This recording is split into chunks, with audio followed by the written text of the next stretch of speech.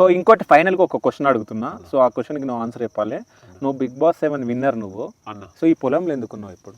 అన్న ఎట్లా అంటే అన్ని రోజులు ఇంట్లో ఉన్న పొలం కాడికి పోలే అనే ఒకటి ఉండే. నేను ఇన్ని రోజుల తర్వాత వచ్చిన వాళ్ళందరికి ఫోటోలు ఇచ్చిన తర్వాత నా పొలాన్ని చూసుకోవాలని ఇక్కడికి వచ్చిన అన్న. వచ్చిన కొన్ని గంటలలో మీరు వచ్చారన్న. ఓకే, అయితే మట్టి మనుషులు ఎట్లుంటారో పల్లె ప్రశాంత్ని చూస్తే అర్థమైపోతుంది మనకు. ఎందుకంటే 35 లక్షలు వచ్చినా అది రైతులకే ఇస్తా అని చెప్పేసి చెప్పడం జరిగింది. బ్రీజా కార్ రాబోతుంది, సో అది మీ డాడీకి అని చెప్పినావు. బాపు అదే బాబుకి అని చెప్పినావు.